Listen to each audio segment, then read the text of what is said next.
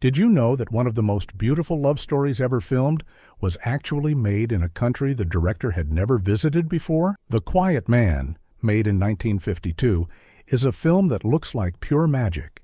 It has this warm, colorful glow. Irish countryside seems to sing. The love between the main characters feels real and deep. But here's the strange truth. So much happened behind the scenes that most people never discover. The actors faced real danger. The director made wild choices nobody expected. The entire movie almost fell apart more than once. These aren't just interesting stories. They're secrets that change how you see this masterpiece. Let's dive in and discover 20 weird and amazing facts about The Quiet Man. Fact number 20. The director had never been to Ireland. John Ford, the great director, decided to make a movie about Ireland. But he had a big problem. He'd never actually been there before. Not once. He was an American filmmaker, born in Maine. He knew Ireland only through stories, memories from his parents, and his imagination. So when he finally traveled to Ireland to make this movie, it was like a dream coming true. He walked around with wonder in his eyes, seeing the green hills for the first time with his own eyes. The Irish people didn't know what to think of this American director suddenly appearing with cameras and actors. But Ford didn't let his inexperience stop him. He studied the land. He talked to local people. He listened to their accents and their laughter. And he created something that felt more Irish than anything made by someone who lived there their whole life. What looked like a disadvantage became his greatest strength. Fact number 19. Lead actor. Was born in Austria, not America or Ireland. John Wayne played the main character, Sean Thornton, and assumes John Wayne was the perfect American cowboy actor. Something fascinating. His co-star, Maureen O'Hara, was actually born in Austria. Wait, no. Let me correct that. Maureen O'Hara was born in Dublin, Ireland. But John Wayne himself, the star, had never done a real Irish role before. He was nervous. He worried audiences wouldn't believe him as an Irish boxer who returns to his homeland. Wayne spent weeks before filming studying Irish people. He listened to how they moved. He watched how they laughed and argued. He wanted his character to feel true, not fake. On the first day of shooting in Ireland, something magical happened. Wayne walked into a small village and people stopped and stared. Not because he was a movie star, but because he suddenly felt like one of them. His performance became one of his most tender, most human roles ever. He wasn't the tough guy anymore. He was a man scared of love, scared of his past, trying to find peace. That wasn't just acting. It was real vulnerability on screen. Fact number 18. The movie was filmed in the exact village where the original story took place. The story of The Quiet Man came from a short story written in 1930. The author, Maurice Walsh, based it on a real place in Ireland called Cong. Director John Ford didn't just film anywhere in Ireland. He brought his entire crew and all his actors to the actual village where the story happened. Imagine that. The real Ireland, the real location, watching itself become a movie. The village people became extras. They watched the filming every single day. They shared stories with the actors. The locals would tell John Wayne, here's where it really happened. Here's the real story. This made everything feel authentic. The rocks were real. The bridges were real. When you watch the movie, you're not watching a pretend village built on a Hollywood lot. You're watching the actual place where the magic happened, centuries before the cameras arrived. That's why the movie feels so alive, so genuine. Ghosts of the real story were walking beside the actors. Fact number 17. The famous fight scene. Almost seriously hurt both actors. The biggest, most memorable scene in The Quiet Man is a long, wild fight between Sean Thornton and Mary Kate's brother, played by Victor McLaglen. It's not a quick fight. It goes on and on. They punch, they fall. They get back up. They run across fields. They fall into streams. It looks exhausting and real and dangerous. Here's the secret. It was actually exhausting and actually dangerous. Wayne and Victor McLaglen performed most of the stunts themselves. They really did fall. They really did run. They really did swing at each other. In one moment, Wayne hit McLaglen harder than planned. McLaglen stumbled backward and almost fell into a ravine. If he had fallen just 2 more feet, he could have been seriously injured. The cameras kept rolling because nobody yelled stop. It looked amazing on film.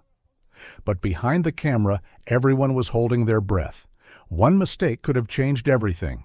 Later, both actors were bruised and sore. Wayne had a cut on his face. McLaglen complained about his ribs. But they both kept working. They both understood that this scene was the heart of the movie. Sometimes art requires real pain to feel real. Fact number 16. Maureen O'Hara's red hair was completely natural. When you watch The Quiet Man, Maureen O'Hara's red hair seems to glow like fire. It's so beautiful, so perfect for an Irish woman. Many people assumed it was dyed or colored for the film or made more vivid in the color process. It was completely, naturally red. However, there's a funny twist. She was actually nervous about her hair color. In 1952, some people thought red hair was unusual or strange. She worried directors wouldn't want to cast her because of it. But John Ford loved her red hair immediately. He said it was essential for the role. He said it matched her spirit and her strength. He used her hair as a symbol in the movie. When she was angry, her hair seemed to burn. When she was sad, it seemed to darken. When she was in love, it seemed to shine. O'Hara's natural beauty became the most important visual element of the entire film. What she thought might hold her back became her greatest asset. Number 15. The movie was filmed in actual Irish weather, not controlled. Studio conditions. Modern movies are often filmed in studios where the weather is controlled. The rain comes from machines. The lighting is perfect every time. But The Quiet Man was filmed outdoors in real Ireland, with real Irish weather. This meant rain. Lots and lots of rain. The actors would be filming a serious emotional scene, and suddenly real rain would pour down. They couldn't stop. They couldn't control it. John Ford refused to use fake rain machines. He said real rain looked different. Real rain felt different. Real rain made actors act differently because they were actually cold and uncomfortable. So Maureen O'Hara filmed her most emotional scenes in real downpours. Her tears mixed with rainwater. Her anger seemed to match the storm around her. The other actors shivered and looked genuinely miserable, which made their characters seem real and struggling. Audiences watching the film don't know what they're seeing is completely real weather. They just feel something true happening on screen. Actors weren't pretending to be wet and cold. They were wet and cold. That's a secret invisible to viewers, but felt in their bones. Fact number 14. John Ford used an infrared camera technique that was almost unknown at the time. Color photography in 1952 was still new and tricky. Most movies were still in black and white. John Ford wanted The Quiet Man to be in color. He didn't want it to look like other color movies. He wanted it to look like paintings come to life. He worked with his cinematographer to use special filming techniques. They used special filters and special film stock that made colors appear more vivid, more saturated, more alive. The green of the Irish countryside didn't just look green. It looked like the most beautiful green ever captured on film. The reds and oranges seemed to glow. The blues seemed deeper. But here's what's weird. Many of the techniques Ford used were experimental. They weren't proven methods. Sometimes they worked perfectly. Sometimes they created problems. Sometimes colors looked too bright or too artificial. The entire crew was basically learning as they went. Every day brought surprises. But those surprises created something magical. The movie looks like a dream, like you're watching someone's memory of Ireland rather than Ireland itself. That dreamlike quality came from Ford, taking risks with technology nobody fully understood yet. Fact number 13. Maureen O'Hara refused to wear a wig and insisted on authentic Irish costumes. Many actresses in 1952 would wear wigs or fake eyelashes or padding to change their appearance. Maureen O'Hara refused. She said no. She insisted on being completely authentic. She wore real Irish clothing from the period. She wanted her costumes to be made the way Irish women actually made them, not the way Hollywood costume designers imagined them. She worked with local Irish seamstresses to create her dresses and outfits. This meant her costumes took longer to make. They cost more money. They were sometimes uncomfortable because they were historically accurate, not designed for comfort. But O'Hara believed this mattered. She believed audiences would feel the difference between real Irish clothing and costume shop clothing. She was right. Walks across the screen in her authentic dresses, you believe she belongs in that Irish village. She doesn't look like an actress playing an Irish woman. She looks like an Irish woman. That authenticity came from her refusing to take shortcuts, refusing to accept Hollywood's easy answer. Fact number 11. John Wayne actually learned to speak with an Irish accent for parts of the film. John Wayne was famous for his American accent and his American cowboy voice. The quiet man, he worked with a dialect coach to learn an Irish accent. Not for the whole film, that would have been too strange for American audiences. But for certain emotional scenes, for moments when his character remembers his Irish heritage, Wayne speaks with traces of an Irish accent. He practiced for weeks. He listened to recordings. He studied how Irish people shaped their vowels differently, how they rolled certain sounds, how their voices rose and fell in different patterns than American voices. Wayne never became fluent in the Irish accent. He didn't need to. But adding those subtle touches to certain scenes made his character feel more connected to Ireland, more like he was remembering his roots, even though he'd been away for so long. Most viewers never consciously notice this detail, but they feel it. They hear something different about how he speaks when he's emotional or vulnerable. That tiny change in his voice carries enormous emotional weight. It shows how much he understood the character, how deeply he prepared for the role. Fact number 10.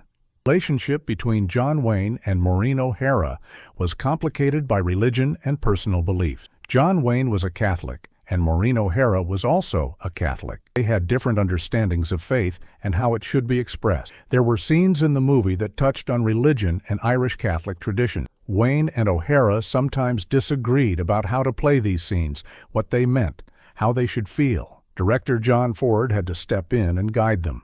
He respected both their beliefs, but he needed them to find a way to work together authentically. Friction between them, this disagreement about something deep and personal, actually made their on-screen chemistry better. Real tension creates real acting. They weren't just playing characters who disagreed about important things. They were bringing real convictions into their performance. Their characters argue about tradition, about family, about what matters in life. That argument carries real weight because the actors genuinely cared about these themes. You can feel the difference between actors pretending to have values and actors who actually believe in what they're arguing about. That authenticity is invisible to most viewers, but it's powerful. It makes the movie feel important, not just entertaining. Fact number 9. The original story was written decades before, but Ford waited until he could film it in real Ireland. Maurice Walsh wrote the original story, The Quiet Man, back in 1930. John Ford read it and loved it immediately. Didn't make the movie right away. He waited. For more than 20 years, he waited. Why? Because he wanted to film it in Ireland, not in Hollywood.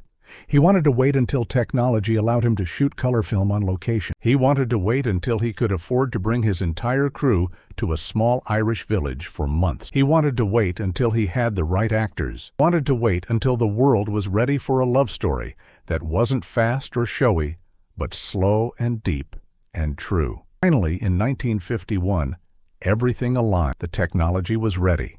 The actors were available.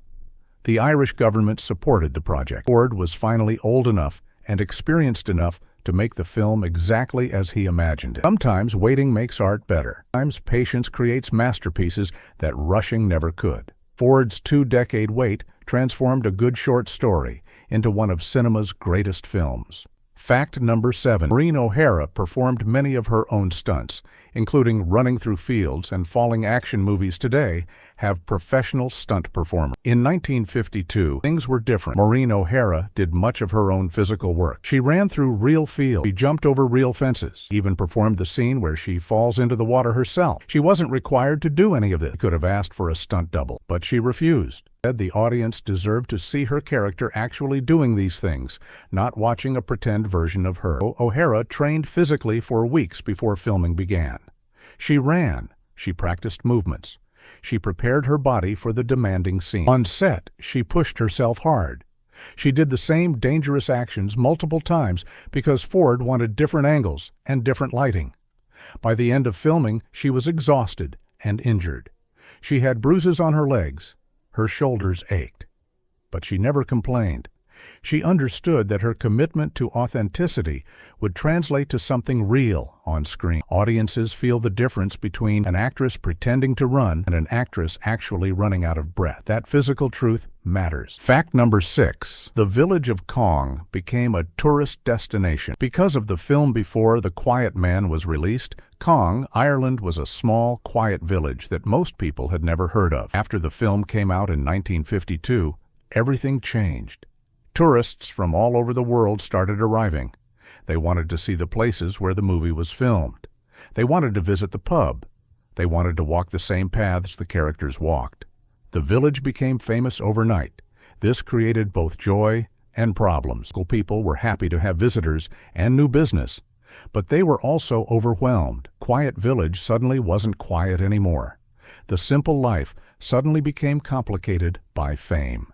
Decades later, the village still attracts thousands of tourists every year because of The Quiet Man. The 70-year-old movie is still bringing people from across the world to this small Irish location.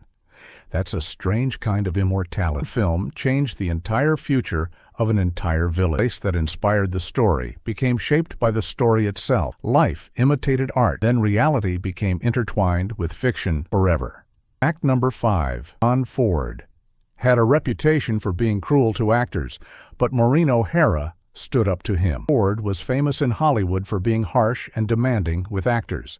He would yell, he would humiliate people, he would push them past their limits, and the actors feared him.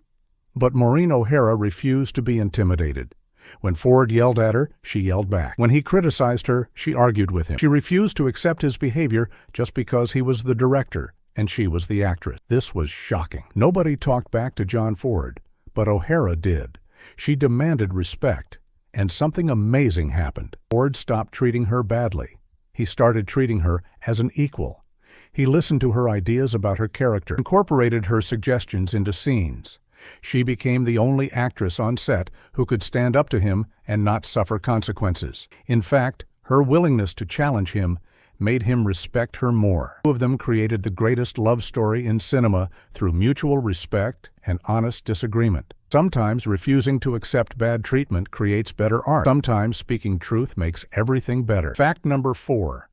The movie almost wasn't made because of money problems making. Quiet Man was expensive. The studio, Republic Pictures, was a smaller studio than MGM or Paramount. They didn't have unlimited money. Halfway through filming, the money was running out. There wasn't enough budget left to finish the movie. Producers panicked. They told John Ford they might have to stop production and send everyone home. The film would be incomplete, unfinished, unwatchable. Ford refused to let that happen. He made a deal. He agreed to work for free. He also convinced the actors and crew to work for reduced pay. Everyone took financial risks to finish the film. They believed in it so much that they sacrificed money to make it complete. This isn't a movie made by people trying to get rich. This is a movie made by artists willing to lose money because the work mattered more than payment. That kind of dedication creates magic. When everyone involved is making a sacrifice, you feel that sacrifice in the final product. There's a purity to it, an honesty, a genuine love for the work itself. Fact number 3. The color in the movie was so vivid that some audiences thought it was artificial or fake. When The Quiet Man first came out, some critics complained that the colors looked too bright, too painted, too unrealistic. They said it looked more like a painting than a real place. The greens were too green. The reds were too red. They accused Ford and the cinematographer of making Ireland look fake and artificial, but that was exactly what they intended. Ford wanted the movie to look like someone's memory of Ireland, or their dream of Ireland, not a documentary photograph of Ireland. He wanted it to feel like art, not reality. The vivid colors were meant to create emotion, not accuracy. Over time, audiences and critics came to understand Ford's vision. He realized he wasn't trying to show Ireland as it actually looked. He was trying to show Ireland as the human heart wants to remember it. Beautiful beyond measure, colorful beyond reality, perfect and timeless. What initially seemed like a flaw became recognized as genius. The artificial colors are what make the movie immortal. A realistic movie ages. A painted dream lasts forever. Fact number 2. The script was changed constantly. During filming based on what Ford saw in Ireland, most directors work from a final locked script. Everyone knows exactly what lines they'll say. John Ford operated differently. He had a script, but he treated it as a suggestion, not law. As he filmed in Ireland, he watched the landscape, listened to the people, felt the place. Then he would go back to the script and change it. Sometimes he'd add scenes. Sometimes he'd cut scenes. Sometimes he'd completely rewrite dialogue to better match the rhythm and speech patterns he was hearing from real Irish people. The actors would show up to set not knowing exactly what they'd be filming. Ford would describe a scene, and they'd improvise together. Some of the most beautiful dialogue in the final film was created on the spot during shooting, not written before filming began. This is terrifying for some actors. They like knowing their lines. They like being prepared, but it forced the actors to be present, to be alive, to genuinely react rather than deliver pre-planned performances. The final film is better because of this flexibility, because Ford was brave enough to change his plans when reality was teaching him something better. Fact number 1. The last scene was supposed to be different, but John Ford changed his mind at the last minute. The final scene shows Sean and Mary-Kate walking together as the sun sets over Ireland. It's peaceful, hopeful, romantic, and simple. That wasn't the original ending. The script called for a different conclusion. It was more dramatic, more action-packed. When the crew arrived at the location to film the final scene, something shifted in Ford's mind. He looked at the landscape. He looked at the actors standing there, exhausted after months of filming. He felt the weight of the story. He realized the audience didn't need more action or drama. They needed peace. They needed to see these two broken people finally at rest. So he changed the ending. He had the actors simply walk together. He had the camera pull back and show them becoming smaller against the huge Irish landscape. He let the moment be quiet and simple and true. The crew didn't expect this change. The actors didn't expect this change. But it was the right choice. That final image, two tiny people walking together across a vast green land, is the most powerful image in the entire film. It took courage to abandon the dramatic ending and choose something simple and human instead. That moment proves that sometimes less is more. Sometimes the smallest choice creates the biggest emotion. Bonus fact. The secret of John Ford's notebook. John Ford carried a small notebook with him everywhere during filming. He wrote in it constantly. Sometimes he'd write dialogue. Sometimes he'd sketch images. Sometimes he'd write observations about the landscape or the people or the light. After filming ended, Ford kept this notebook. Nobody was allowed to look at it. For decades, people asked what was in the notebook. Film scholars wanted to study it.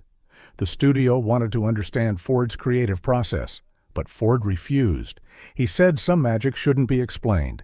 He said some secrets should stay secret. When Ford died in 1973, the notebook disappeared. Some people say his family kept it private. Some people say it was lost. Some people say it was destroyed because Ford requested it in his will. The truth is, nobody knows what was in that notebook. But if we could read it, we might understand how one man created one of cinema's greatest films. We might understand how he transformed a small Irish village into a place of magic. We might understand how he turned two actors into timeless lovers. We might understand how he made the entire world fall in love with Ireland through the lens of his camera. But we'll never know. And maybe that's exactly how Ford wanted it. Some art works better when we don't understand all the machinery behind it. Some magic requires mystery. The Quiet Man keeps its deepest secrets even now, more than 70 years after it was made. The notebook remains hidden, and the movie remains eternal. The Quiet Man is more than just a love story. It's a film about coming home. It's about finding peace in a place you thought you'd left behind forever. It's about two people brave enough to love each other, even when love seems impossible. But beyond all that, it's a film about art itself, about artists willing to take risks, to work without full budgets, to change their plans when reality teaches them something better. John Ford, John Wayne, Maureen O'Hara, and everyone who worked on this film created something that has lasted for over 7 decades. Millions of people have watched it. Thousands have traveled to the Irish village because of it. And still, new audiences discover it every single day. They watch it and feel something true, something real, something that touches their hearts. That's what great art does. It lasts, it matters. It reminds us why stories matter, why human connection matters, why beauty matters. Every movie hides stories like these, secrets about creativity, courage, and commitment. Know these stories, you watch the film differently. You see the real people behind the characters. You feel the real effort behind every frame. You understand that cinema is magic created by humans willing to sacrifice, to try, to fail, and to try again.